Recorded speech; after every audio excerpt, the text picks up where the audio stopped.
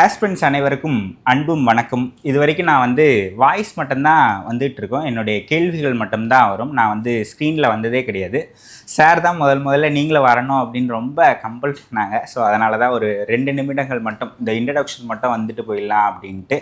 So நான் இந்த காணொளி, இந்த பாட்காஸ்ட் அல்லது இந்த நேர்காணல் எதுக்காக எடுக்கணும் அப்படின்னு நினச்சேன் அப்படின்னா, எனக்கே யூபிஎஸ்சி தேர்வுகள் பற்றின நிறைய சந்தேகங்கள் இருக்குது. அதுக்கு நம்ம எப்படி தயாராகணும் அப்படின்ற குறித்த சந்தேகங்கள் நிறைய இருக்குது. ஸோ அதுக்காக நான் இந்த நேர்காணல் எடுக்கணும் அப்படின்னு நினச்சேன். ஸோ இந்த நேர்காணலில் நீங்கள் பார்த்தீங்க அப்படின்னா, யூபிஎஸ்சி தேர்வுகள் பற்றி ஆஸ்பிரண்ட்ஸ்க்கு இருக்கக்கூடிய A to Z doubts clear ஆகும் அப்படின்னு நான் நம்புகிறேன்.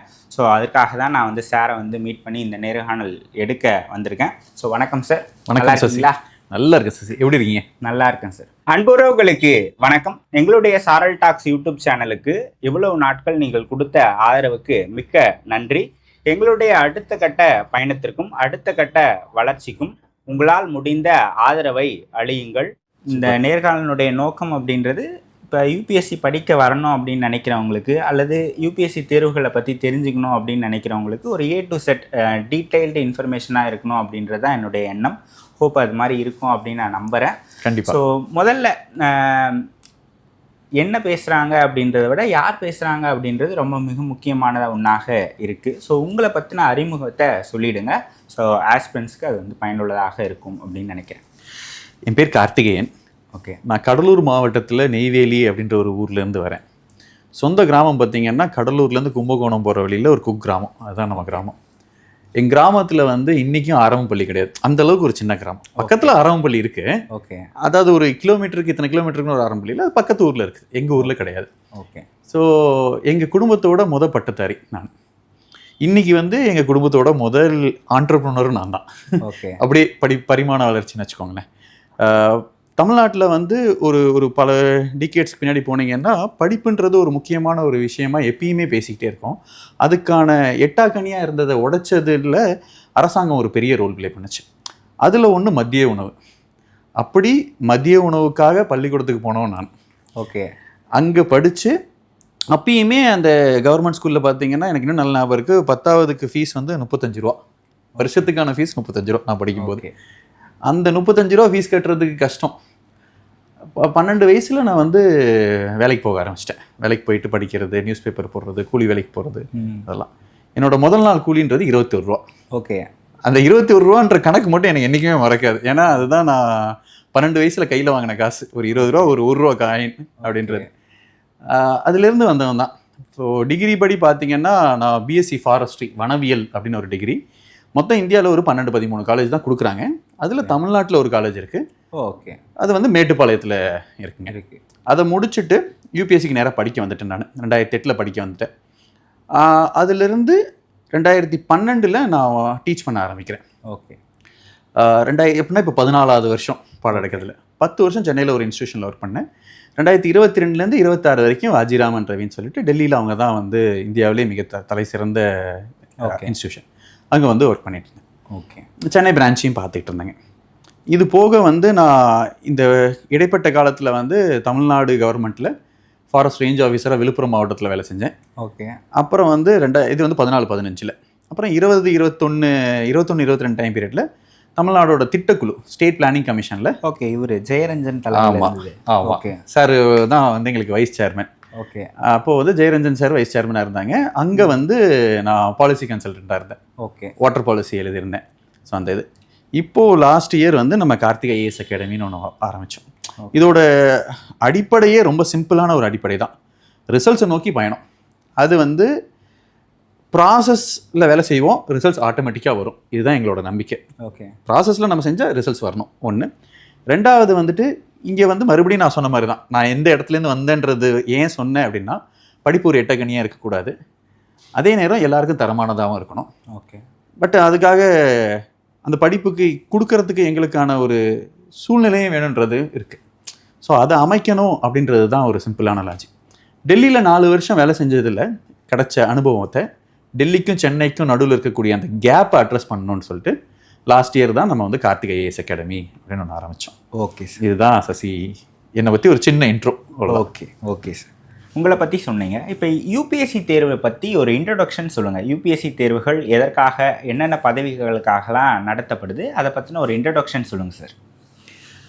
சசி, இப்போ பார்த்தீங்கன்னா இந்தியன் பியூரோக்ரஸியில் இருக்கக்கூடிய ஒரு அழகு என்னன்னு சொல்கிறேங்க இல்லைங்களேன்.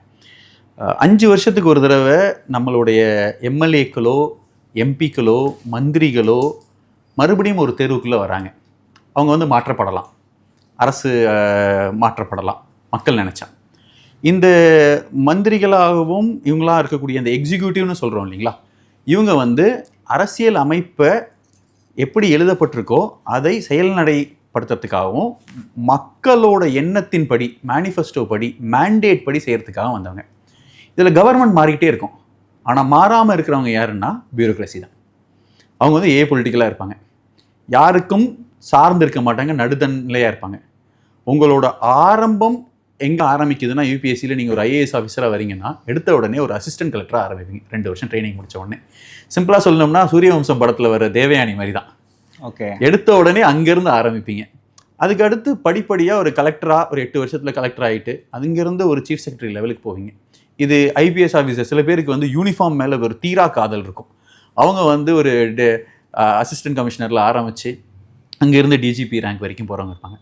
இதுக்கான இடம் வந்து என்ன பண்ணுதுன்னா, இது ஒரு 2-3 விஷயத்தை ரொம்ப அழகாக பண்ணி கொடுக்குதுங்க. ஒன்று, சாமானியன் கையில் ஒரு அரசு அதிகாரத்தை கொண்டு வந்து கொடுக்குது. அந்த அதிகாரம் வந்து தவறாக செய்கிறதுக்காக இல்லை, மக்களுக்கு நல்லது செய்கிறதுக்காக. இங்கே ஏன் வந்து ஒரு கஷ்டப்படுற குடும்பத்தில் இருந்தோ, ஒரு கிராமத்தில் இருந்தோ, ஒரு ஒடுக்கப்பட்ட சமுதாயத்தில் இருந்தோ, ஒரு முதல் நிலை பட்டதாரியோ, இல்லை ஒரு நகரத்தில் இருந்தோ, ஒரு 3rd ஜென்ரேஷன் கிராஜுவேட்டோ ஏன் வரணும் அப்படின்னா மக்களுக்கு நல்லது செய்கிறதுக்காக வராங்க. ஸோ அந்த இடங்களில் ரொம்ப அழகாக ஒருத்தங்களுக்கு பசினா என்னன்னு தெரிஞ்சவனுக்கு பசி என்னன்னு இன்னும் ஈஸியாக புரியும். படிப்பு இல்லாமல் கஷ்டப்பட்டவனுக்கு இன்னொரு ஸ்கூலை ஏன் மேம்படுத்தணுன்றது ரொம்ப அழகாக புரியும். அதுக்காக அவங்க மட்டும்தான் பண்ணுவாங்கன்னு கிடையாது. இன்னொரு சைட்லேருந்து வரவங்க அடுத்தவங்களோட கஷ்டத்தையும் புரிஞ்சுக்கிட்டும் பண்ணுறது இருக்கும். இது ஒன்றுங்க. 2வது, இதுக்காக நீங்கள் அப்ளிகேஷன் ஃபார்முக்கு நீங்கள் செலவு பண்ணுறதுன்றது 100 ரூபா. ஓகே, மென்னாக இருந்தால் 100 ரூபா, விமனாக இருந்தால் அதுவும் கிடையாது. ஏன்னா ஈக்குவாலிட்டி கொண்டு வரணுன்றதுக்காக. ஆனால் இதை நீங்கள் அச்சீவ் பண்ணதுக்கப்புறம் உங்களோட இதை வந்து யாரும் பணத்துக்காக பண்ணுறாங்கன்றது கிடையாது, யாரும் பவருக்காக பண்ணுறாங்கன்றது கிடையாது. இதை வந்து ஒரு சர்வீஸ் மோட்டிவில் பண்ணுறது. இது ஒரு சாட்டிஸ்ஃபேக்ஷனுக்காக பண்ணக்கூடிய ஒரு விஷயம். ஆனால் அதில் உங்களுக்கு ஒரு செக்யூர்டு இன்கமும் வரும், அதில் ஒரு நல்ல ரெஸ்பான்சிபிலிட்டியும் வரும். இதுதான் அது. இதுக்கு ஒரு டைம் எடுக்கும், இதுக்கு ஒரு மிகப்பெரிய ப்ரிப்பரேஷன் தேவை. ஏன் ப்ரிப்பரேஷன் தேவை, ஏன் டைம் எடுக்குது, இவங்க எல்லாரும் இத்தனை வருஷம் டைம் எடுக்குது அப்படின்றத சொல்லுவாங்க. எடுத்த உடனே நீங்கள் போய் ஒரு டிஸ்ட்ரிக்டில் ஒரு அசிஸ்டன்ட் கலெக்டராக பவர் எடுக்க போகிறீங்க, போஸ்டிங் ரெஸ்பான்சிபிலிட்டி எடுக்க போகிறீங்க அப்படின்ற உடனே நிறைய விஷயங்கள் தெரியாமல் போய் அங்கே உட்கார முடியாது. அதுக்காக தன்னை தயார்படுத்திக்கிறதுக்கான தேவை தான் ஒரு ப்ரிப்பரேஷனுக்கான ஒரு டைம் பீரியட். ஓகே, இப்போ இதுக்கான எலிஜிபிலிட்டி என்னது சார்? என்ன படிப்பு படித்தவங்க இந்த தேர்வுக்காக எழுதலாம்? ஏஜ் லிமிட் எதுவும் இருக்குங்களா? அதை பற்றிலாம் சொல்லுங்கள். இப்போ இதில் வந்து 2 விதமாக பிரிக்கலாங்க யூபிஎஸ்சியை பொறுத்த வரைக்கும். ஒன்று வந்து சிவில் சர்வீஸ் எக்ஸாமினேஷன். அதில் வந்து ஒரு எக்ஸாம் எழுதுவீங்க, ஒரு 20 போஸ்ட் வரும். Okay, IAS, IPS, Indian foreign service, அதாவது வெளிநாடு துறை தூதராக இருக்கிறவங்க, ஐஆர்எஸ், ரெவென்யூ சர்வீஸில் இருப்பாங்க. இது மாதிரி ஒரு 20 சர்வீஸ் வருதுங்க. ஓகே, இது எல்லாத்துக்கும் உள்ளடக்கிய ஒரு எக்ஸாம் தான் நம்ம சிவில் சர்வீஸ் எக்ஸாமினேஷன் சொல்கிறோம். இன்னொரு எக்ஸாம்ன்றது இந்தியன் ஃபாரஸ்ட் சர்வீஸ். ஓகே, வனத்துறையில் வரக்கூடியது. நம்ம கேப்டன் பிரபாகரன் படத்தில் விஜயகாந்த் சாரை வந்து பார்த்துருப்போம் இல்லைங்களா? அதில் வந்து ஒரு forest service officer, Indian forest service ஆஃபீஸராக தான் அதில் வந்து அவர் வருவாருங்க. ஸோ இந்த 2 எக்ஸாம்லேயும் ஒவ்வொரு எக்ஸாமுக்குமே நீங்கள் கேட்ட கேள்வி மாறுபடுது. ஓகே, இப்போ சிவில் சர்வீஸ் எக்ஸாமினேஷன் எடுத்துப்போங்க. அதாவது ஒரு ஐஏஎஸ், ஐபிஎஸ் ஆஃபீஸர், ஐஆர்எஸ் ஆஃபீஸராக வராங்கன்னா அவங்க ஒரு டிகிரி படிச்சிருக்கணும். ஓகே, அவ்வளோதான் தேவை. எனி டிகிரி படிச்சா. ஓகே, யூஜிசி அப்ரூவ் பண்ண ஒரு காலேஜில் யூஜிசி அப்ரூவ் பண்ண ஒரு டிகிரி அவங்க படிச்சிருக்கணும். 4வது வருஷம் இல்லை 3வது வருஷம் 5வது வருஷம் ஏதோ ஒரு வருஷம் அவங்க டிகிரி முடிக்கிற வருஷம் அவங்க எழுத ஆரம்பிக்கலாம். 21 வயசு நிறைவடைஞ்சிருந்தால் அவங்க பரீட்சை எழுத ஆரம்பிக்கலாம். ஓகே, சரிங்களா? அப்போது அவங்க 4வது வருஷத்தில் இருக்காங்க, இல்லை 3வது வருஷத்தில் இருக்காங்க, இன்னும் காலேஜ் முடியலை, அதெல்லாம் பிரச்சனை கிடையாது. நீங்கள் ப்ரிலிமினரி எழுதிடலாம். இல்லை முடிஞ்சிருச்சு, காலேஜ் முடிஞ்சிச்சு, இன்னும் டிகிரி சர்டிஃபிகேட் எனக்கு கொடுக்கல, அதுவும் பிரச்சனை இல்லை. ப்ரொவிஷனல் சர்டிஃபிகேட் 2 மாதம் கழிச்சு தான் வரும். ஸோ நீங்கள் அப்போ அப்ளை பண்ணிவிட்டு மெயின்ஸ் எழுதும்போது, யூபிஎஸ்சி இன்டர்வியூ போகும்போது உங்கள் கையில் டிகிரி இருந்தால் போதும். ஓகே, அந்த டைம் பீரியடில் உங்கள்கிட்ட டிகிரி இருக்கணும். அதாவது அரியர் இருக்கக்கூடாது, அதுதான் நான் டிகிரி இருக்கணும் அப்படின்னு சொல்கிற ஒரு விஷயம். ஏதோ ஒரு டிகிரி படிச்சிருந்தா போதும். இதில் மறுபடியும் இந்தியாவில் பார்த்தீங்கன்னா உங்களுக்கு வந்து ஹிஸ்டாரிக்கல் இன்ஜஸ்டிஸ் வந்து கேஸ்ட் பேஸ்டு ஆப்ரேஷன்ஸில் நடந்துச்சு. ஸோ அதை சரி பண்ணுறதுக்காக 1950s கான்ஸ்டியூஷன் எழுதும்போது பாபா சாஹேப் என்ன பண்ணியிருப்பாங்கன்னா ரிசர்வேஷன் கொண்டு வந்திருப்பாங்க. ஸோ ரிசர்வேஷனின் அடிப்படையில் ஏஜ் வந்து ஒருத்தங்களுக்கு மாறுபடும். ஓகே. ஸோ இன்னைக்கு 32 வயசு வரைக்கும் ஒரு ஜென்ரல் கம்யூனிட்டியை சேர்ந்தவங்க 6 அட்டெம்ப்ட் எழுதலாம். ஓகே. ஓபிசி, அதாவது தமிழ்நாட்டில் பிசி, எம்பிசி, பிற்படுத்தோர், மிகவும் பிற்படுத்தப்பட்டோர் அப்படின்னு பிரிக்கிறோம் இல்லைங்களா, அது எல்லாமே ஓபிசி அப்படின்ற ஒரு கேட்டகரியில் வருவாங்க. அதாவது அதர் பேக்வர்டு கிளாஸஸ். இவங்க வந்து 35 வயசு வரைக்கும் 9 அட்டெம்ப்ட் எழுதலாம். ஓகே. எஸ்சி எஸ்டியாக இருந்தால் 37 வயசு வரைக்கும் எழுதலாம், அன்லிமிட்டெட் அட்டெம்ப்ட்டுங்க. ஓகே. ஒருவேளை யாராவது ஒருத்தங்க நேச்சர் ஃபார்பிட் அவங்க வந்து பர்சன் வித் டிசபிலிட்டியில் இருக்கிறாங்க, மாற்றுத்திறனாளியாக இருக்கிறாங்க அப்படின்னா அவங்க எந்த கம்யூனிட்டியில் வராங்களோ அந்த கம்யூனிட்டிக்குள்ளே அவங்களுக்கு அந்த ஏஜ் லிமிட் வராது, 37 வரைக்கும் எழுதிக்கலாம். ஆனால் அவங்க கம்யூனிட்டிக்கு சொல்லப்பட்ட அட்டெம்ப்ட் மட்டும் வரும். 6, 9 அப்படின்ற அட்டெம்ப்ட் மட்டும் அவங்களுக்கு வந்து வரும். இதில் வந்து எழுதுவாங்க. இப்போ எது ஃபஸ்ட்டு வருதோ அதோட முடிஞ்சிருமா? இப்போ நீங்கள் 32 வயசுக்குள்ளே இவ்வளோ அட்டெம்ப்ட் எழுதலாம் அப்படின்னு சொன்னீங்க. எக்ஸாம்பிள் இப்போ ஓபிசிக்கு வந்து 35 வயசுக்குள்ளே 9 அட்டெம்ப்ட் சொன்னீங்க இல்லையா? இப்போது ஒருத்தருக்கு 7 அட்டெம்ப்ட் தான் கொடுத்துருக்காரு, அவருக்கு 35 வயசு தாண்டிடுச்சுன்னா அதோட எழுத முடியாது, அந்த மாதிரி. கண்டிப்பாக அப்படி தான். இப்போ சில பேர் வந்து இப்போ நம்மகிட்டே இருக்கிற ஸ்டூடெண்ட்ஸ் சில பேர் இருக்காங்க, 32 வயசில் படிக்க வந்தவங்க இருக்காங்க, 33 வயசில் படிக்க வந்தவங்க இருப்பாங்க. அவங்க என்ன சொன்னாங்கன்னா, என் குடும்ப சூழ்நிலை காரணமாக நான் வேலைக்கு போக வேண்டிய கட்டாயம் ஆகி போயிடுச்சு, அதனால் என்னால் அப்போ படிக்கணும்னு ஆசை இருந்துச்சு, படிக்க முடியல, நான் இப்போ தான் வரேன், நான் எத்தனை எழுதலாம் அப்படின்னாங்க. அதுதான் அவங்களோட கேள்வியும் கூட. அப்போது அவங்க 35 வயசு வரைக்கும் தான் எழுத முடியும், அவங்களால 9 அட்டெம்ப்ட் எழுத முடியாது. ஓகே. இதே இந்தியன் ஃபாரஸ்ட் சர்வீஸ்க்கு இதே க்ரைட்டீரியா தான், ஒரே வித்தியாசம் மட்டும் இருக்கும். ஓகே. நீங்கள் எனி டிகிரி படிச்சிருந்தா ஃபாரஸ்ட் சர்வீஸ் எழுத முடியாது. ஓகே. சயின்ஸ் டிகிரி படிச்சிருந்தா மட்டும்தான் ஃபாரஸ்ட் எழுத முடியும். ஓகே. சயின்ஸ் டிகிரினா பிஎஸ்சின்னு வர எல்லா டிகிரியும் சயின்ஸ் டிகிரி தான். ஓகே. பிஇ சயின்ஸ் டிகிரி தான். ஸோ நீங்கள் இன்ஜினியராக இருந்தாலும் சயின்ஸ் டிகிரியில் வருவீங்க, பிஎஸ்சியில் வந்தாலும் சயின்ஸ் டிகிரியில் வருவீங்க. ஒருவேளை BA Tamil, BA English literature, அதாவது பேச்சுலர் வராது. ஆமாம், ஆர்ட்ஸ் வராது, பிகாம் வராது, ஓகே, பிபிஏ வராது, ஓகே, ஓகே, பிசிஏ வராது, இந்த இது வராதுங்க. ஓகே. இப்போ இந்த கிரிமி லேயர்னு ஒரு பார்ட் இருக்கு இல்லையா, அந்த கிரிமி லேயர்னா என்னது? அது ஓபிசிக்கு மட்டும்தான் இருக்கா, இல்லை எஸ்சிஎஸ்டிக்கும் இருக்கா, ஓசிக்கும் இருக்கா? அதை பற்றி சொல்லுங்களேன். அதாவது இங்கே ரிசர்வேஷனோட நேச்சர் எப்படி 1950s கொண்டு வந்தாங்கன்னா, சோஷியல் பேசிஸில் ரிசர்வேஷன் கொண்டு வந்தாங்க. அதாவது எஸ்சி, எஸ்டி, ஓபிசி, ஓசி அப்படின்றதுல சோஷியல் பேசிஸில் ரிசர்வேஷன் கொண்டு வந்தாங்க. இன்றைக்கி அந்த ரிசர்வேஷனை மறுபடியும் அமன் பண்ணி எப்படி கொண்டு வந்திருக்காங்கன்னா, எஸ்சி, எஸ்டி, ஓபிசி ஜென்ரலுக்குள்ள இடபிள்யூஎஸ் ஜென்ரல் அப்படின்ற 2 பிரிவு வச்சுருக்கோம். ஸோ இது இப்போ வந்து சோஷியல் அண்ட் எக்கனாமிக் பேசிஸில் ரிசர்வேஷன் இருக்குது. இப்போது நீங்கள் கேட்ட கேள்வியான க்ரீமி லேயரை நான் 2 விதமாக பிரிச்சுக்கிறேங்க. எஸ்சி, எஸ்டிக்கு க்ரீமி லேயர் இல்லை. ஓகே. அவங்க வந்து இந்த க்ரீமி லேயர்ன்ற க்ரைட்டீரியாக்குள்ளே அவங்க வரல இப்போ வரைக்கும், இது வரல. ஓகேங்களா? ரெண்டாவது ஓபிசியில் தான் 2ஆக பிரிக்கிறோம், க்ரீமி லேயர், நான் க்ரீமி லேயர்னு பிரிக்கிறோம். ஓகே. இப்போ க்ரீமி லேயர்னு வராங்கன்னா அதுக்கு வந்து மண்டல் கமிஷன் ரிப்போர்ட் படி என்ன சொல்லப்பட்டுச்சுன்னா, என்னோட தாய் தந்தையர் ஒருவேளை குரூப் 1 சர்வீஸில் இருந்தாங்கன்னா, தமிழ்நாடு கவர்மெண்ட்லேயோ இல்லை மற்ற ஸ்டேட் கவர்மெண்ட்லேயோ இல்லை கவர்மெண்ட் ஆஃப் இந்தியாலேயோ குரூப் 1 சர்வீஸில் இருந்தாங்கன்னா, அதுவும் 40 வயசுக்கு முன்னாடி போயிருந்தாங்கன்னா, ஓகே, 42 வயசில் போயிருந்தால் நமக்கு பிரச்சனை கிடையாது, 40 வயசுக்கு முன்னாடி ஆயிருந்தாங்கன்னா அவங்களால நான் குழந்தையா வளரும்போது எனக்கு நல்ல படிப்பை கொடுத்துருக்க முடியும். கண்டிப்பாக. அப்படின்னும் போது எனக்கு அந்த ரிசர்வேஷனை எடுத்து வைக்கிறாங்க. ஓகே. இது வந்து குரூப் 1 சர்வீஸ்னு சொல்கிறது வந்து வெறும் டிஎன்பிசி மாதிரியோ யூபிஎஸ்சி மாதிரியோ இருக்கணும்னு அவசியம் இல்லை. அது ஒரு ஸ்கூலில் வேலை செஞ்சிருந்தாலோ இல்லை ஒரு தமிழ்நாடு இல்லை இருக்கக்கூடிய ஒரு கவர்மெண்ட் ஆர்கனைசேஷனில் வேலை செஞ்சிருந்தாலோ, டிஎன்இபி மாதிரி அங்கே இன்ஜினியராக இருந்திருக்கலாம், ஏஇயாக இருந்திருக்கலாம், ஜேஇயாக இருந்திருக்கலாம், இல்லை ஒரு காலேஜில் ப்ரொஃபஸராகவோ பிரின்சிபலாக இருந்திருக்கலாம் கவர்மெண்ட் காலேஜில். இது எல்லாத்தையுமே குரூப் 1க்கு ஈக்குவலண்ட், அதாவது நிகரான ஒரு இடத்த பார்க்குறாங்க. ஓகே. அந்த பதவியில் 40 வயசுக்கு முன்னாடி போயிருந்தாங்கன்னா அவங்களோட குழந்தைங்கள் ஓபிசியில் க்ரீமி லேயர் ஆயிடுவாங்க. ஓகே. அப்படி போகலைன்னா அவங்க குழந்தைங்கள் ஓபிசியில் க்ரீமி லேயர் ஆக மாட்டாங்க. ஓகே.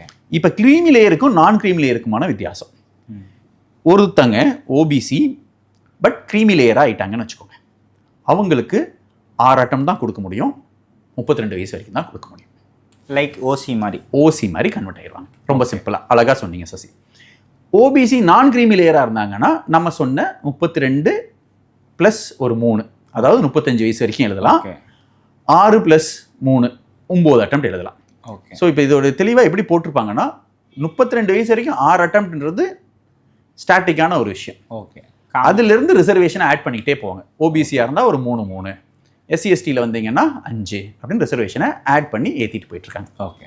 இப்போது ஜென்ரலில் இப்போ இடபிள்யூஎஸ் பிரித்தாங்க. இப்போது ஜென்ரலில் இடபிள்யூஎஸ் வரும்போது இடபிள்யூஎஸ்க்கு ஒரு க்ரைட்டீரியா வச்சுருக்காங்க. 8 லட்ச ரூபாய் அப்படின்ற க்ரைட்டீரியா வச்சுருக்காங்க ஆண்டு வருமானம். அது வரலன்னா அவங்கள எக்கனாமிக்கலி வீக்கர் செக்ஷன் அப்படின்னு சொல்கிறாங்க. அப்போ அந்த எக்கனாமிக்கலி வீக்கர் செக்ஷன் வரவங்களுக்கு ஒரு தனி ரிசர்வேஷன் ப்ரொவிஷன்ஸ் யூபிஎஸ்சியில் கொடுத்துருக்கோம். இதுதான் வந்து என்டையர் ஸ்ட்ரக்சர் ஆஃப் ப்ரொவிஷனுங்க. ஓகே. இதில் இன்னொன்று ஆட் பண்ணிடுறேன் கொஞ்சம் தெளிவுபடுத்துறதுக்காக.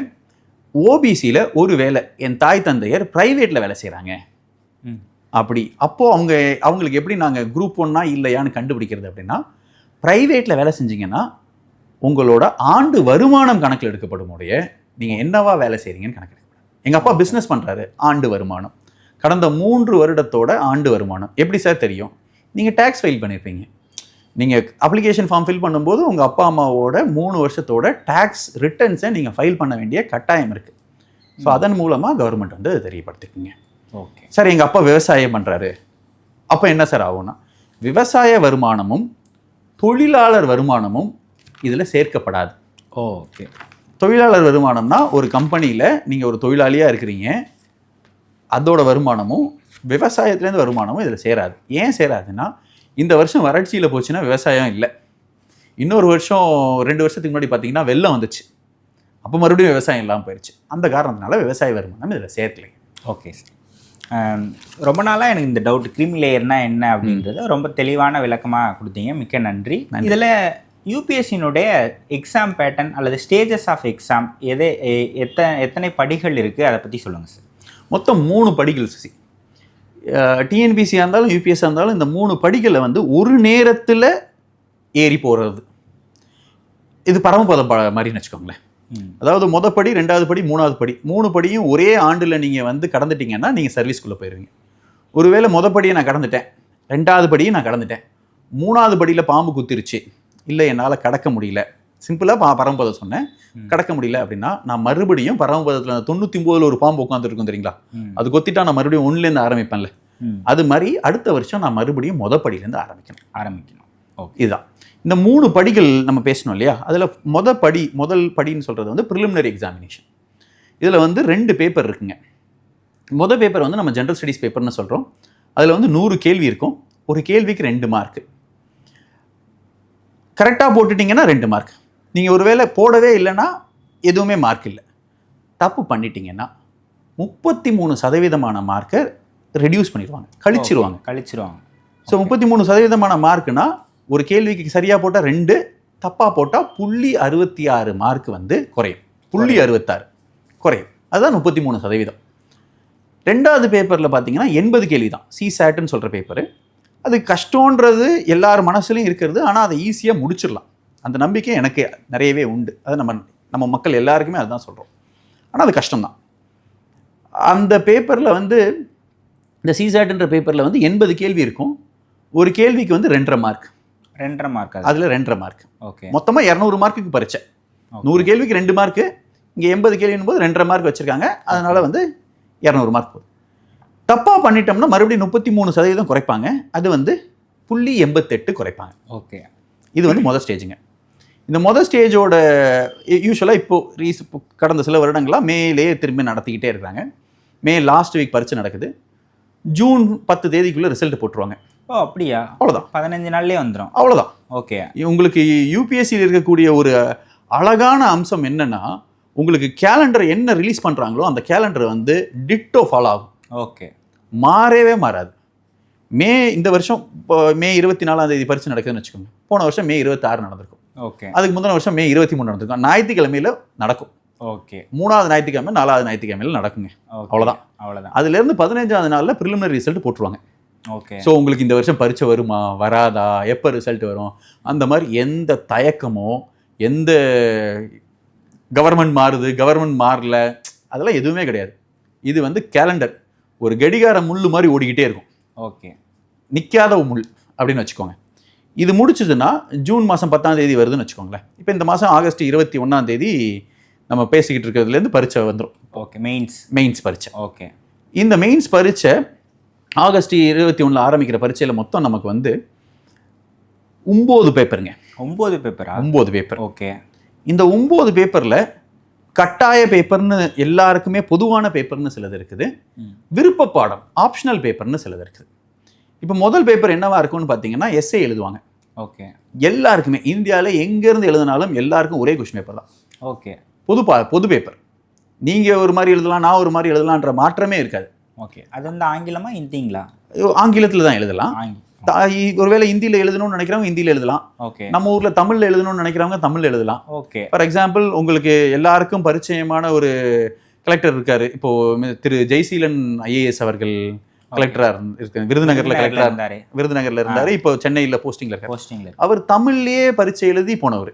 ஓகே. ஓகே. இறையன்பு சார் மறுபடியும் எழுதி போனாங்கன்னு சொன்னாங்க. ஸோ இந்த மாதிரி தமிழ் வழியிலேயே எழுதி போனவங்க நிறைய பேர் இருக்காங்க. ஸோ நீங்கள் எந்த மொழி எந்த ஸ்டேட்லேருந்து வரீங்களோ அந்த மொழியில் நீங்கள் எழுதணும்னு ஆசைப்பட்டீங்கன்னா அந்த மொழியில் எழுதலாம். அதில் எந்த மாற்றமும் கிடையாதுங்க. ஸோ ஆனால் கொஸ்டின் பேப்பர் வந்து உங்களுக்கு இங்கிலீஷும் ஹிந்திலையும் கொடுப்பாங்க. ஓகே. நீங்கள் இங்கிலீஷில் பார்த்துட்டு தமிழில் எழுதிக்கிறது நீங்கள் படிக்க முடியும். ஸோ இது முடிஞ்சிச்சுன்னா ஜிஎஸ் பேப்பர், ஜென்ரல் ஸ்டடீஸ், பொது பாடம் அப்படின்னு 4 பேப்பர் வச்சுருப்பாங்க. ஓகே. இதுவும் 4மே பொதுவானது, யாருக்கும் மாறுபட்டதாக இருக்காது. ஓகே. மொத்தம் 5 பேப்பர் முடிஞ்சிருங்க. இதை வெள்ளிக்கிழமை எஸ்ஏ நடத்துவாங்க, சனிக்கிழமை GS1, சனிக்கிழமை மதியம் GS2, ஞாயிற்றுக்கிழமை GS3, ஞாயிற்றுக்கிழமை GS4. அடுத்தடுத்தே வந்துடும். காலை மதியம்னு போயிடும். 3 நாள். அதுக்கப்புறம் 5 நாள் லீவுங்க. ஓகே. திங்கள்லேருந்து சனி வரைக்கும் 5 நாள் லீவு, திங்கள்லேருந்து வெள்ளி வரைக்கும். சனிக்கிழமை விருப்ப பாடம் வரும். ஓகே. ஒவ்வொருத்தங்களுக்கும் ஒரு விருப்ப பாடம். அதனால தான் அது விருப்ப பாடம் பேர், ஆப்ஷனல் பேப்பர். இப்போ சசிக்கு வந்து ஹிஸ்ட்ரி பிடிக்குது அப்படின்னா நீங்கள் ஹிஸ்ட்ரி எடுத்து படிப்பீங்க. எனக்கு ஜாகிரஃபி பிடிச்சது, நான் ஜாகிரஃபி எடுத்து படித்தேன். இன்னொருத்தருக்கு தமிழ் விருப்ப பாடமாக பிடிச்சிருக்கும், அவர் தமிழ் எடுத்து படிப்பார். ஒருத்தர் அக்ரிகல்ச்சர் எடுத்து படிப்பாங்க, ஒருத்தங்க பொலிட்டிக்கல் சயின்ஸ் படிப்பாங்க, ஒருத்தங்க சோஷியாலஜி படிப்பாங்க. ஸோ இந்தியா முழுக்க விருப்ப பாடம்னு சொல்லி ஒரு எண்ணிக்கையான விருப்ப பாடங்களை யூபிஎஸ்சி கொடுத்துருக்கு. அதுலேருந்து நீங்கள் தேர்ந்தெடுக்கணும். நீங்களா உங்கள் விருப்பத்துக்கு தேர்ந்தெடுக்க முடியாது, அது ஒரு லிஸ்ட்டு கொடுத்துருக்குங்க. ஒரு 50 விருப்ப பாடம் கொடுத்துருக்குன்னு வச்சுக்கோங்க. அதில் ஆர்ட்ஸ்லேருந்து, அறிவியல்லேருந்து, இன்ஜினியரிங்லேருந்து விருப்ப பாடங்கள் இருக்குது. அது மாதிரி லிட்ரேச்சர் விருப்ப பாடம், தமிழ், கன்னடம், மலையாளம், தெலுங்கு, இந்தி, பாலி, இந்த மாதிரி தமிழ் லாங்குவேஜஸ் விருப்ப பாடங்கள் இருக்குது. இதை எடுத்து எழுதலாம். அதுக்கு அடுத்து இந்த மொத்தம் 7 பேப்பர் இப்போ வரைக்கும் சொல்லியிருக்கு. இந்த 7 பேப்பரில் நீங்கள் எடுக்கிற மார்க்கை அவங்க கணக்கில் எடுத்துப்பாங்க. ஆனால் இன்னும் 2 பேப்பர் நீங்கள் எழுதணும். அந்த 2 பேப்பர் என்னென்னா, உங்களோட மொழி நீங்கள் ஒரு முடிவு பண்ணலாம். தமிழோ, கன்னடமோ, மலையாளமோ, இந்தியோ, தெலுங்கோ முடிவு பண்ணிப்பீங்க. ஒரு இங்கிலீஷ் பேப்பர். ஓகே. இந்த 2 பேப்பர்லேயும் 10வது அளவில் 10th ஸ்டாண்டர்ட் லெவலில் தான் கொஷின் இருக்கும், கிராமர் இருக்கும். அதை நீங்கள் எழுதணும். அதில் மினிமம் ஒரு 70 மார்க் வாங்கணும் 300க்கு. ஓகே. அது மட்டும் அவங்களோட கம்பல்சரி பேப்பர்ஸ், கட்டாயம்னு வைக்கிறது. அதில் அந்த 70 மார்க் வாங்கலைன்னா இந்த 7 பேப்பர் திருத்த மாட்டாங்க. ஓகே. இப்போ டிஎன்பிஎஸ்சியில் தமிழுக்கு 40 மார்க்ஸ் எடுக்கணும், அந்த மாதிரி % எடுக்கணும், அந்த மாதிரி வச்சு அதே மாதிரி இதில் 75 மார்க் எடுக்கணும், 80 மார்க் எடுக்கணும்னு இருக்கும். 33% எடுத்துட்டிங்கன்னா மீதி பேப்பர் திருத்துவாங்க, இல்லைன்னா திருத்த மாட்டாங்க. இந்த 2 பேப்பர்னோட மார்க்ஸ் வந்து கன்சிடர் பண்ண மாட்டாங்க. ஓகே, ரொம்ப அழகாக சொன்னீங்க. இந்த 2 பேப்பரோட மார்க் கன்சிடர் பண்ண மாட்டாங்க. அதாவது நீங்கள் இங்கிலீஷ் எழுதுகிற 10வது லெவலில் இங்கிலீஷ் எழுதுறதும், நம்ம ஈஸிக்காக தமிழ்னு வச்சுக்கலாம், தமிழ் எழுதுறதும் 10வது லெவலில் கன்சிடர் பண்ண மாட்டாங்க. ஓகே. எஸ்ஏ பேப்பர் கன்சிடர் பண்ணுவாங்க, 4 ஜென்ரல் ஸ்டடீஸ் பொது பாடம் கன்சிடர் பண்ணுவாங்க, 2 விருப்ப பாடம், ஒரு விருப்ப பாடம் எடுப்பீங்க. ஜாகிரஃபி எடுக்கிறீங்கன்னா ஜாகிரஃபி மட்டும் எடுப்பீங்க. அதில் ஜாகிரஃபி பேப்பர் 1, ஜாகிரஃபி பேப்பர் 2 இருக்கும். ஓகே. இல்லை இன்னொருத்தர் தமிழ் தான் விருப்ப பாடமாக எடுக்கிறாருன்னா தமிழ் பேப்பர் 1, தமிழ் பேப்பர் 2 இருக்கும். நம்ம இந்த ஸ்கூலில் கொஞ்சம் காலங்களுக்கு முன்னாடி மேக்ஸ் 1, மேக்ஸ் 2 படிச்சிருப்பாங்க இல்லையா, அந்த மாதிரி ஒரு விருப்ப பாடத்தில் 2 பேப்பர் எழுதுவாங்க. இந்த 7 பேப்பரில் எடுக்கிற மார்க் தான் கவுண்ட் எடுங்க. ஓகே. இதுக்கப்புறமா இது வந்து ஆகஸ்ட் மாதம் முடிஞ்சிடும். முடிஞ்சிச்சுன்னா செப்டம்பர், அக்டோபர், நவம்பரில் நீங்கள் ரிசல்ட் எதிர்பார்க்கலாம். நவம்பர் கடைசியில் இல்லை டிசம்பர் 1ஸ்ட்டில் உங்களுக்கு ரிசல்ட் வந்துடும். யூஸ்வலாக டிசம்பர் 1னா ஃபஸ்ட்டு 2 வாரத்துக்குள்ளே ரிசல்ட் வந்துடுங்க. ஸோ அதுவுமே டிட்டர்மைண்டு. நம்ம முதல்ல பேசின கடிகாரம் முள்ளு தான். இந்த மாதம் ரிசல்ட் வரணும் அப்படின்றது இருக்கும். அது வந்ததுலேருந்து ஒரு 20 நாளில் இன்டர்வியூ ஆரம்பிச்சிருவாங்க. ஓகே. டிசம்பர் கடைசியில், இப்போல்லாம் டிசம்பர் கடைசியில் இன்டர்வியூ ஆரம்பிச்சிடுறாங்க. டிசம்பர் கடைசியில் இன்டர்வியூ ஆரம்பிச்சாங்கன்னா மார்ச் மாதத்துக்கு முன்னாடி இன்டர்வியூ முடிச்சிருவாங்க. அது வரைக்கும் நடக்குமா? அது வரைக்கும் நடக்கும். ஓகே. ஓகே. இப்போது ஒரு 900 பேர் பரீட்சை எழுத போகிறாங்கன்னு வச்சுக்கோங்களேன். அதுதான் அவங்க 900 பேரை தான் நான் வேலைக்கு எடுக்கிறேன் அப்படின்னு சொல்லியிருக்காங்கன்னா, மொத்த அப்ளிகேஷன் போடுறவங்க ஒரு 6 லட்சத்துலேருந்து 10 லட்சம் பேர் இருப்பாங்க. ஓகே. 10 லட்சம் பேர் அப்ளிகேஷன் போட்டால் நான் வெறும் 900 பேர் தான் வேலைக்கு எடுக்க போகிறேன். அப்போ ப்ரிலிமினரியில் தான் நான் முதல் தடவை என்னோட செலெக்ஷன் ப்ராசஸ் எடுக்கிறேன், தேர்வு எடுக்கிறேன். 1000 ஒருவேளை 900 பேர் எடுக்கிறாங்கன்னா 900 × 13.5 கணக்கு போட்டிங்கன்னா தோராயமாக நான் ஒரு 13,000 பேரை வந்து மெயின்ஸ் பரீட்சை எழுதுறதுக்கு தேர்வு செய்வாங்க. ஓகே. இது இந்தியா முழுக்க ஒவ்வொரு ஸ்டேட்லையும் நடக்கும். சென்னையில், பாண்டிச்சேரியில், திருவனந்தபுரத்தில், பெங்களூரில், ஹைதராபாத்லன்னு இந்தியா முழுக்க நடக்கும். சரிங்களா? இந்த 13,000 பேர் எழுதுனதில் நான் 900 பேர் தான் வேலைக்கு எடுக்க போகிறேன். அப்போ இன்டர்வியூக்கு நான் வந்து ஒரு 2,400 பேரை கூப்பிடுவேன். ஓகே. 2,400 பேர். ஓகே. 2,400 பேரை கூப்பிடுறதுனால எனக்கு ஒரு கிட்டத்தட்ட ஒரு 2.5 மாதம் to 3 மாதம் இன்டர்வியூ நடக்கும். ஓகே. ஓகே. ப்ரிலிம்ஸு நீங்கள் தமிழ்நாட்டில் பல இடங்களில் எழுதலாம். சென்னை, கோயம்புத்தூர், பாண்டிச்சேரி. மெயின்ஸு சென்னையில் எழுதுவீங்க. ஓகே. இன்டர்வியூ இந்தியா முழுக்க எல்லாருக்குமே இன்டர்வியூ டெல்லியில் மட்டும்தான் நடக்கும். ஓகே. இப்போ டெல்லி போய் நீங்கள் எல்லாருமே இன்டர்வியூ கொடுத்துட்டு இப்போ முடிஞ்சதுலேருந்து ஒரு 10-15 நாளைக்குள்ளே, நான் சொல்கிறது வெறும் 10 நாளைக்குள்ளே ரிசல்ட்டை போட்டுருவாங்க. ஓகே. போன வருஷம் மே 7ஆம் தேதி என்னமோ ரிசல்ட் வந்துருச்சு. ஓகே. சாரி, மார்ச் 7ஆம் தேதி, தவறாக சொல்லிட்டேன். மார்ச் 7ஆம் தேதி ரிசல்ட் வந்துருச்சு. ஓகே. ஸோ நீங்கள் ஆரம்பித்தது மே மாதம், பரீட்சை எழுதுனது மே மாதம், அடுத்த வருஷம் மார்ச் மாதம் உங்களோட சைக்கிள் முடிஞ்சிருச்சு. ஓகே. மறுபடியும் மே மாதத்துக்கு அடுத்த வருஷத்துக்கான சைக்கிள் ஆரம்பிக்கும். அதனால தான் கடிகார முள்ளு மாதிரி எந்த இடத்துலையும் செதறாமல் ஓடிக்கிட்டே இருக்கும். ஓகே.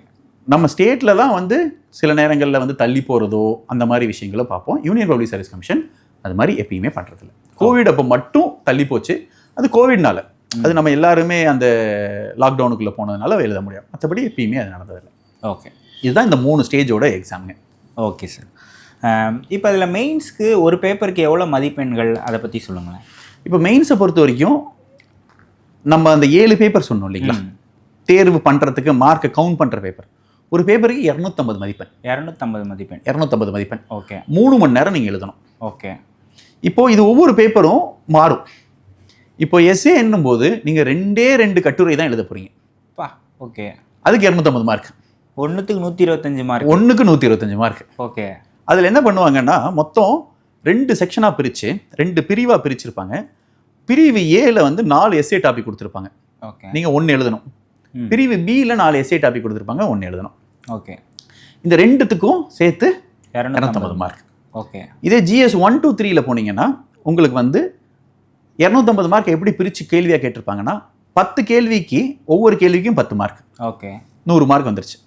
இன்னொரு 10 கேள்விக்கு ஒவ்வொன்றுத்துக்கும் 15 மார்க். ஓகே. 250 வந்துருச்சு. 250. ஓகே. இதுதான் வந்து GS 1 to 3ல எழுதுவீங்க. GS 4 அதாவது எத்திக்ஸ் அப்படின்ற பேப்பரில் உங்களுக்கு வந்து தியரியும் இருக்கும், கேஸ் ஸ்டடியும் இருக்கும். ஓகே. அங்கே மறுபடியும் மதிப்பெண் வேரியேஷன் இருக்கும். ஓகே. ஆப்ஷனல் போகும்போது உங்களுக்கு மறுபடியும் அதோட எக்ஸாம் பேட்டர்ன் மாறும்.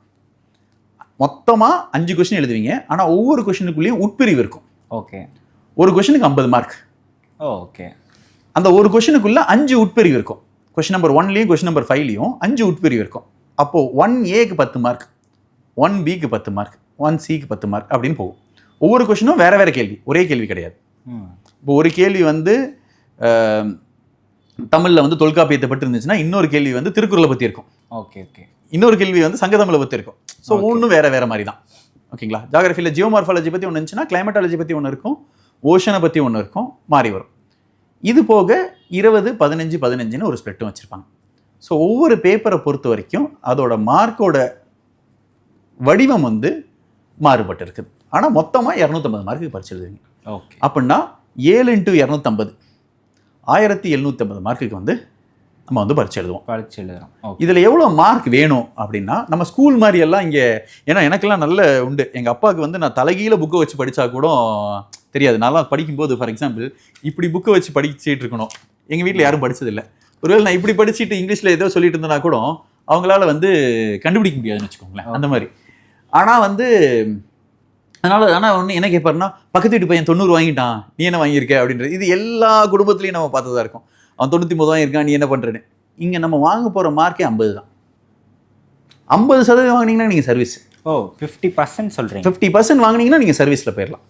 1750க்கு 50% நீங்கள் 800 எடுத்துட்டிங்கன்னா 8 × 16ங்க. நான் 50% விட கம்மியாக தான் சொல்கிறேன். நான் 800 மார்க் எடுத்தீங்கன்னா நீங்கள் சர்வீஸ்குள்ளே இருப்பீங்க. ஓகே. 850 எடுத்தீங்கன்னா நீங்கள் ஆல் இந்தியா ரேங்க் 1. அவ்வளோ கம்மியாக தான் போடுவாங்களா? அவ்வளோ கம்மியாக தான் வரும் மார்க்கிங். Okay okay. அவ்வளோ டஃப்பாக இருக்குமா திருத்துறதுல டஃப்னஸ் இருக்கும். 90% மார்க்லாம் யாருக்குமே வராது. 40%லேருந்து 50% வரைக்கும் மார்க் வந்துச்சுனாலே பெரிய விஷயம் தான். அதனால 1750க்கு நீங்க 50% மார்க், 50% கம்மியான மார்க் 850 எடுத்தீங்கன்னா நீங்க தான் all India rank 1. Okay. Provided இன்டர்வியூல வந்து ஒரு 200 மார்க் வைக்கணும், அவ்வளவுதான். ஓகே. நீங்க இல்லைனா எப்படி பார்த்தாலும் நீங்க வந்து அந்த ஒற்றை வரிசை ரேங்க்ல வந்துருவீங்க, 1லேருந்து 9க்குள்ள வந்துருவீங்கன்னு வச்சுக்கோங்களேன். ஓகே. இன்டர்வியூல மார்க் வந்துருச்சுன்னா போதும். அடுத்து இன்டர்வியூ வந்து 275 மார்க்குக்கு நடக்கும். ஓகே. இன்டர்வியூ எப்படி இருக்கும்னா, நீங்க இந்த தோல்பூர் ஹவுஸ், அதாவது நம்ம இந்தியா சுதந்திரம் அடையும் போது பல ராஜாங்கம்லாம் இருந்துச்சு, சிற்றரசர்லாம் இருந்தாங்க. அப்படி தோல்பூர்னு ஒரு ஊர்ல இருந்த ஒரு ராஜாவோட வீடு தான் இன்னைக்கு யூபிஎஸ்சியோட தோல்பூர் ஹவுஸ். தோல்பூர் ஹவுஸ்னு சொல்லுவாங்க. அது யாருன்னா தோல்பூரோட பிரின்ஸோட வீடு. அதுதான் யூபிஎஸ்சியோட பவனா இருக்கும். அங்கே போயிட்டு அதுக்கப்புறம் நம்ம இன்டர்வியூக்கு ஒரு ரூமுக்குள்ளேயும் 5 பேர் இருப்பாங்க. ஒரு யூபிஎஸ்சி மெம்பர் இருப்பாங்க, அவங்க வந்து பர்மனன்ட் மெம்பர். ஒரு 4 சப்ஜெக்ட் ஸ்பெஷலிஸ்ட், அவங்க ஐஏஎஸ்ஸாக இருக்கலாம், ஐபிஎஸ்ஸாக இருக்கலாம், அகாடமிஷியனாக இருக்கலாம், எக்கனாமிஸ்டாக இருக்கலாம், ஹெல்த் ஸ்பெஷலிஸ்ட்டாக இருக்கலாம், அவங்களெல்லாம் கூப்பிட்டுருப்பாங்க. அவங்க அந்த 5 பேர் உங்ககிட்ட ஒரு 30 நிமிஷம் உரையாடல், அவ்வளோதான், வெறும் உரையாடல். அந்த உரையாடலின் மதிப்பீடு படி உங்களுக்கு மார்க் கொடுக்க போகிறாங்க. இதை வந்து இன்டர்வியூன்னு நாங்கள் சொல்லவே மாட்டோம், இதை பர்சனாலிட்டி டெஸ்ட்னு சொல்லுவோம். அப்போ சசி யாருன்னு அந்த 30 நிமிஷத்தில் நாங்கள் கணிக்க போகிறோம். ஓகே. சசி எல்லா கேள்விக்கும் பதில் சொல்லணும்னு அவசியமே கிடையாது. சில கேள்விக்கு தெரிலன்னு சொல்லலாம், எனக்கு ஞாபகம் இல்லைன்னு சொல்லலாம், நான் படித்ததே இல்லைன்னு சொல்லலாம். அதை வந்து ரெஸ்பெக்ட்ஃபுல்லாக, கண்ணியத்தோட, மரியாதையோட, பொய் பேசாமல் உண்மையாக சொல்லணும். பதில் சொல்லும்போது எவ்வளோ அழகாக சொல்கிறீங்க, என்னென்ன பேராமீட்டர்லாம் வச்சுருப்பாங்க, அதெல்லாம் படி 275 மார்க்குக்கு பர்சனாலிட்டி டெஸ்ட் நடக்கும். இதில் வந்து ஒரு 200 மார்க்கு வாங்கியிருக்கீங்கன்னு வச்சுக்கோங்க. அதில் ஒரு 850 மார்க் வாங்கியிருக்கீங்கன்னா கிட்டத்தட்ட 1050 மார்க், நீங்கள் ஆல் இந்தியா ரேங்க். ஓகே. மாறுபட்டே இல்லை. அது இப்போ இந்த இன்டர்வியூ வந்து ஸ்லாப்பாக போடுவாங்களா? இப்போ குரூப் 1லலாம் ஸ்லாப் 1, ஸ்லாப் 2, ஸ்லாப் 3லாம் சொல்லுவாங்க, அந்த மாதிரி வருமா? அது எப்படிங்க? இங்கே ஸ்லாப்லாம் எது ஃபிக்ஸ்டு ஸ்லாப்லாம் கிடையாதுங்க. ஓகே. ஸோ மார்க் வந்து வேரி ஆகிட்டு இருக்கும். ஒருத்தங்களுக்கு 223 வரும், ஒருத்தங்களுக்கு 222 கொடுத்துருப்பாங்க, ஒருத்தங்களுக்கு 220 கொடுத்துருப்பாங்க, 219 போட்டிருப்பாங்க. ஸோ அந்த மாதிரிலாம் இதுதான் ஸ்லாப் அப்படின்லாம் கிடையாது. அவங்களுக்கு அதே மாதிரி எதுவும் டிக் பாக்ஸஸ் எல்லாம் வச்சு டிக் பண்ணுறதுலாம் கிடையாது. உங்களோட பேசி முடிச்சதுக்கப்புறம் ஒரு நல்ல ஓகே, எனக்கு இந்த பர்சன், எனக்கு சசி சர்வீஸில் இருக்கணும் அப்படின்னு நான் முடிவு பண்ணிட்டேன் அப்படின்னு வச்சுக்கோங்களேன், அதுக்கான மார்க் நான் கொடுக்குறது. சசி சர்வீஸில் இருக்கணும் நான் எப்படி முடிவு பண்ணேன்? சசி தான் சொல்கிறாரு, நான் இதெல்லாம் படிச்சிருக்கேன், எனக்கு இதெல்லாம் தெரியும், இந்த இந்த இந்த சூழ்நிலைகள் based question, situation based question ஒன்று கொடுப்பாங்க. சூழ்நிலைகளை சொல்லி இதுக்கு நீ என்ன பண்ணியிருப்ப, நீ ஒரு ஐஏஎஸ் ஆஃபீஸர் இருந்தால் என்ன பண்ணுவேன், ஐபிஎஸ் ஆஃபீஸர் இருந்தால் என்ன பண்ணுவேன், அதுக்கு நீங்கள் எப்படி பதில் சொல்கிறீங்கன்றதை பொறுத்து தான் உங்களை நாங்கள் கணிக்கிறோம். ஓகே. அதன்படி தான் மார்க் வரும். ஓகே. இப்போ எனக்கு இன்னொரு கேள்வி, இப்போ 5 பேர் இருப்பாங்கன்னு சொன்னீங்க அந்த அறையில், 5 பேருக்கும் தனித்தனியாக இவ்வளோ மார்க்ஸ் இவங்க போடலாம் அப்படின்ட்டு இருக்குமா? இல்லை அந்த ஃபைனல் அத்தாரிட்டி ஒருத்தர் இருப்பார்ல, அவர் தான் மார்க்கை ஃபிக்ஸ் பண்ணுவாரா? யூபிஎஸ்சியில் இருக்கக்கூடிய மெம்பராக இருக்கக்கூடியவங்க தான் அந்த இன்டர்வியூ பேனலோட சேர் பர்சனாக இருப்பாங்க. ஓகே. ஆணோ பெண்ணோ இன்டர்வியூவோட சேர் பர்சனாக இருப்பாங்க. ஸோ இன்டர்வியூ முடிஞ்சதுக்கப்புறம் இவங்களோட கலந்துரையாடி இவங்க வந்து இந்த ஸ்டூடெண்ட்டுக்கு இவ்வளோ மார்க் கொடுக்கலாம் அப்படின்ற ஒரு எண்ணத்துக்கு வராங்க. ஓகே. அதுதான் அது கலந்துரையாடல் மூலம், தனியாக இவங்க ஃபிக்ஸ் பண்ண மாட்டாங்க. ஓகே. அதில் நீங்கள் கேட்ட கேள்விக்கு சேர் பர்சன் என்ன முடிவு எடுக்கிறாங்களோ அதுதான் இறுதியான முடிவு. ஓகே. இப்போ ஒரு 2 பேர் 3 பேர் இவருக்கு இவ்வளோ மார்க் போடலாம் அப்படின்னு சொல்கிறாங்க, சேர் பர்சன் கம்மியாக சொன்னால் அவர் சொல்கிறது தான் ஃபைனல். அது கலந்துரையாடலில் தான் அவங்க எடுக்கிறாங்களாமா. நமக்கு தெரிஞ்ச வரைக்கும் என்ன சொல்கிறாங்கன்னா, யாராவது ஒருத்தங்க மாறுபட்ட கருத்தில் இல்லை இவ்வளோ கொடுக்க வேண்டாம் அப்படின்னு சொன்னாங்கன்னா அவங்க கலந்துரையாடி சரி எவ்வளோ கொடுக்கலாம் அப்படின்ற மாதிரி தான் மார்க்குக்கு வராங்க. Okay sir.